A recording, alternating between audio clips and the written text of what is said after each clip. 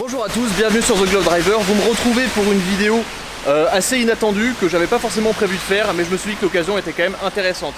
Vous me retrouvez à Saint-Cloud devant la concession McLaren Paris, où je vais vous emmener dans quelques instants à travers ces portes pour aller découvrir, même si vous ne la voyez pas, la nouvelle McLaren Artura. Alors je vous le dis, c'est une vidéo que je filme assez rapidement, on va pas être sur le niveau de production habituel, mais ça me faisait plaisir de vous partager cette voiture et surtout je voulais vraiment remercier l'équipe d'Edouard Schumacher qui m'a invité gentiment aujourd'hui à découvrir la voiture. C'est la première fois que je rentre dans la concession McLaren Paris et étant un grand fan de la marque, ça me fait plutôt plaisir de pouvoir découvrir en détail cette nouvelle voiture. J'ai toujours pas essayé de McLaren à ce jour, j'espère que ça va bientôt changer. Avant de continuer la vidéo, pensez à vous abonner, c'est très important. Peut-être que grâce à vos abonnements, ils me laisseront conduire une McLaren un jour, on ne sait pas. Et on va juste faire un petit tour sur les voitures qui sont devant, histoire de regarder un peu les différentes gammes. Et juste après, on ira découvrir la nouvelle McLaren Artura, qui a la particularité d'être une supercar hybride, qui grâce à son système électrique, n'a pas de malus. Et sur une voiture de 680 chevaux, ça commence à être intéressant, surtout aujourd'hui. Il fait un temps absolument horrible à Paris aujourd'hui. Mais heureusement, grâce à McLaren Paris, on a un petit peu de couleur. Je parle fort parce que forcément il y a la route à côté. Ici on a une McLaren 720S Spider, donc qui est une voiture neuve. Ici on a une McLaren GT. J'ai toujours un peu de mal avec la forme de cette GT. J'aimerais bien en essayer une pour voir un peu ce que ça donne. C'est vrai que c'est particularité d'avoir une GT, une voiture faite pour le confort avec une architecture et un moteur en centrale arrière. Et surtout avec uniquement 2 places, mais un produit assez intéressant. J'aime vraiment la couleur orange de cette 720S Spider. Ici, on a une McLaren 720S coupée Volcano Yellow, ça lui va vraiment bien. Je leur dis à chaque fois, mais les supercars avec des couleurs vives, c'est quand même un peu plus sympa que du noir ou du gris. En parlant de gris, ici on a une très belle McLaren 720S, une autre. Alors est-ce que c'est une Spider celle-ci? J'ai un doute. Et oui, c'est une Spider, on le reconnaît avec les petites coupures ici, la petite vitre qui se baisse, comparée à la coupée qui est là, avec le toit complet. Une autre McLaren 720S, dans un très beau rouge, ça lui va super bien. Et là, mes deux McLaren préférées, la 675 LT coupée et la 675 LT Spider. On peut la reconnaître, la Spider, elle a les montants ici qui sont coupés, parce que forcément on peut enlever le toit. Et la coupée, on a le montant qui continue comme ça. Limiter chacune, le coupé et le Spider, à 500 exemplaires. C'est pour moi l'une des McLaren les plus désirables, d'une part parce que je la trouve ultra belle, c'est une supercar qui m'a toujours fait rêver. Après la question c'est de savoir est-ce que je la préfère en orange ou en noir. C'est vrai qu'en noir elle a un peu des airs de Batmobile quand même. 675 chevaux, 1300 kg, châssis monocoque carbone. Je suis désolé, il y a un bruit de dingue mais je peux difficilement faire autrement. J'adore cette partie du diffuseur avant là. Je trouve vraiment très très belle. Enfin bon, une très jolie rangée de Skittles. Dites-moi laquelle vous préférez. Je pense que je partirai quand même sur celle-ci. Bien sympa. Alors que je disais il y a 5 minutes que je préférais les voitures de couleur vive. Mais je sais pas, la 175 LT elle a un air de Batmobile comme ça. Elle est absolument fantastique. Allez, direction l'intérieur du showroom pour découvrir la nouvelle McLaren Artura.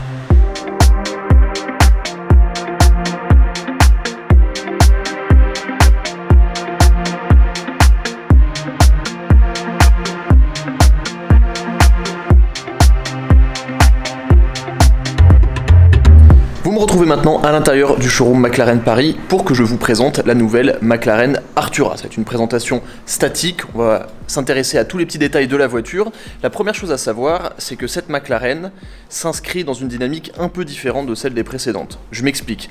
Vous êtes beaucoup à le savoir, et vous êtes d'ailleurs beaucoup à me l'avoir demandé sur mon format Tout savoir sur telle marque. La gamme McLaren, ça a toujours été quelque chose de très compliqué. Il y avait les Sport Series, donc 540C, 570S, 600 LT. Ensuite les Super Series, anciennement 12C, 650S, 675 LT et un peu plus actuellement 720S et 765 LT. Et ensuite les Ultimate Series, les hypercars, donc la P1, la Senna, la Elva, la Speedtail et d'autres modèles très très limités, très très exclusifs. Aujourd'hui McLaren a un peu écouté ses clients et a simplifié la gamme. Donc on a la gamme des supercars, donc par exemple la 720S et la 765 LT. On va avoir la McLaren GT qui va être un peu à part, donc une voiture grand tourisme. Et on va dire en entrée de gamme, on va avoir cette nouvelle McLaren Artura. Ça veut dire que les versions 540C, 570S et 600 LT ne sont plus produites. Désormais, la nouvelle supercar entre guillemets d'entrée de gamme de McLaren, c'est celle-ci, la Artura. La voiture arrive avec une proposition assez particulière, c'est la première McLaren hybride de série de chez McLaren. Je vais vous en parler un peu plus en détail, mais cette voiture arrive entre guillemets sur un boulevard face à la concurrence parce que si on cite la Lamborghini Huracan Evo RWD, c'est pas une hybride. Donc la voiture vient vraiment attaquer un nouveau marché. Il faut savoir que l'Europe, c'est le 4e marché de McLaren. Devant, on a les États-Unis, les Émirats Arabes Unis et bien sûr l'Asie.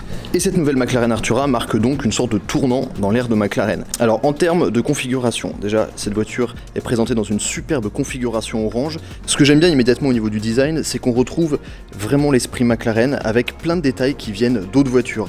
Je trouve que quand on la regarde un petit peu comme ça, on retrouve la partie optique un petit peu de la 720S. On a la ligne un peu là, à côté de la 600 LT.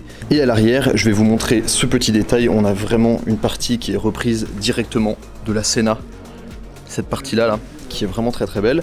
Alors en termes de configuration, cette voiture, elle a le pack performance. Sur cette voiture, on va avoir beaucoup d'éléments en carbone, comme ici au niveau du diffuseur à l'avant. On a des jantes optionnelles en noir, brillant, avec des pneus P0 Corsa en 235 mm de large, avec évidemment des disques de frein en carbone céramique. Ces parties-là d'origine sont en couleur carrosserie, elles peuvent être aussi en noir avec le Black Pack, et là on les a en carbone. Tout comme les rétroviseurs en carbone. Je vais vous parler de toute la partie propulseur, moteur, et de ça plus particulièrement juste après. Et à l'arrière, pour le coup, on a des pneus en 295 mm de large avec des jantes en 20 pouces. Je trouve que la voiture est vraiment très très réussie.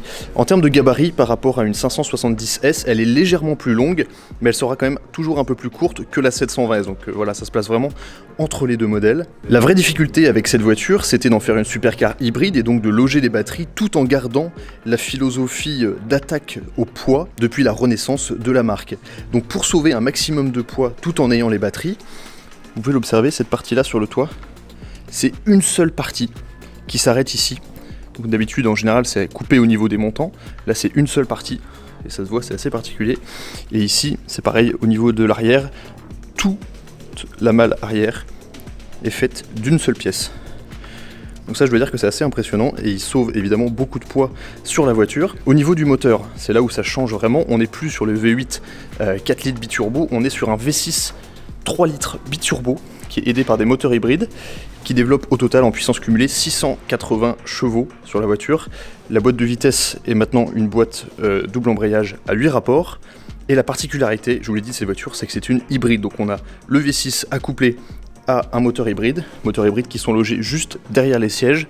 C'est pour ça que la voiture est légèrement plus longue, il fallait forcément loger les batteries. Et la voiture en mode tout électrique peut effectuer jusqu'à 30 km dans le silence le plus complet, avec une voiture voilà, qui développe quand même 680 chevaux et qui peut abattre le 0 à 100 en 3 secondes. C'est quand même assez impressionnant. Je vous parlais tout à l'heure du design, on a aussi tout ce diffuseur en carbone, une partie arrière qui rappelle vraiment celle de la McLaren Elva, avec ces deux sorties ici et le nom au milieu. La partie capot central avec le moteur en dessous se présente ici. Il faut d'ailleurs savoir, petite anecdote, que l'origine de ce V6 3 litres est BMW. En fait, ils ont tout simplement pris une base BMW qui a ensuite été retouchée par Ricciardo, le préparateur de McLaren, pour McLareniser, on va dire, ce moteur et tout simplement partir d'une base fiable déjà existante afin de limiter évidemment les coûts de recherche et développement. Au niveau de l'intérieur, ce qui va changer avec cette McLaren Artura, alors pour ouvrir la porte, c'est le petit bouton qui est juste ici, c'est qu'en fait, la coque carbone, qui est vraiment la particularité des McLaren, là on est sur une coque carbone entièrement nouvelle, et on va pouvoir immédiatement le voir, la partie basse ici est encore plus basse que celle de la Monocell 2, donc la deuxième version de ce châssis monocoque carbone qui était notamment présent sur la McLaren 720S, qui s'arrêtait à peu près ici. Sur la 12C il était beaucoup plus haut, et là il est vraiment très très bas, donc vraiment pour favoriser l'accès à bord. Je vais vous présenter l'intérieur de la voiture dans 2 secondes, mais c'est vraiment une réussite. On peut observer ici la partie châssis en carbone. Il faut savoir que ce châssis en carbone pèse 84 kg, donc c'est le plus léger de toutes les monocoques carbone de la gamme McLaren. En général, on est plus autour des 87 kg. Et donc ça fait qu'au total, cumulé, le poids de la voiture à vide est de moins de 1400 kg, 1398 kg très exactement. Ça en fait une supercar ultra légère. On va dire que avec les pleins ainsi qu'avec un pilote, on est à moins de 1500 kg. Quand on compare la voiture par exemple à une 911 Turbo S qui affiche à peu près les mêmes performances mais qui pour le coup va être beaucoup plus lourd, on est plus autour d'une tonne 8 avec tous les pleins. C'est une vraie performance de la part de McLaren. Au niveau de l'intérieur, on a, je vous ai dit pack performance, donc on a beaucoup d'Alcantara, des petits stitching orange, et ce qui va vraiment changer en fait, ça va être le panneau d'instrumentation. Vous pouvez le voir peut-être juste ici. En fait, toute cette partie instrumentation est collée à la colonne de direction, ce qui fait que lorsque vous allez tourner le volant, la partie ici de l'écran va bouger légèrement avec le volant pour plus de lisibilité. Alors dans la réalité, je ne sais pas exactement si c'est la meilleure chose, mais en tout cas c'est assez intéressant comme placement.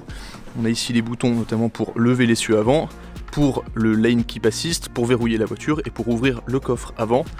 Système de sonorisation Bowers et Wilkins, qu'il y a aussi dans les portes. La version dans laquelle je me trouve aujourd'hui est une version de démo, donc on ne peut pas toucher encore aux écrans. Et moi ce qui m'intéresse immédiatement, c'est que d'habitude ici sur les McLaren, au niveau de la console centrale, vous avez l'Active Dynamic Panel qui permet de gérer les différents modes de conduite de la voiture. Et là, ils ont été directement mis au-dessus de cette console centrale, donc en fait vous allez toucher les boutons comme ça, avec vos doigts, pour changer les différents modes de conduite. Donc ça c'est assez particulier. On a toujours les grandes palettes en carbone, je vous l'ai dit, la boîte passe de 7 rapports à 8 rapports. La particularité des McLaren, c'est que comme en Formule 1, on peut tirer le rapport mais aussi le pousser. Donc en fait on peut gérer la boîte avec une seule main. Ça c'est assez pratique. On a ce nouveau panneau d'instrumentation qui maintenant intègre notamment Apple CarPlay et toutes les technologies actuelles, on va dire, et nécessaires sur une voiture de ce prix. La voiture est affichée à partir de 231 000 €. Vous pouvez voir que l'écran est vraiment accroché sur la console centrale, un petit peu comme une tablette. Je trouve pas que ça soit du plus bel effet, ça fait un petit peu plastique. Et puis surtout ce que je trouve, c'est que si j'avance mon siège à la bonne hauteur, eh ben, j'ai le genou qui tape en permanence dedans. Ici on a le bouton Start Engine Stop, le bouton Drive, le bouton neutre, le bouton marche arrière, petit porte-gobelet. Et vous pouvez voir que la finition à l'intérieur est vraiment très très belle. J'aime beaucoup cette forme ovale là, qui me rappelle un peu la forme des feux de la 720S.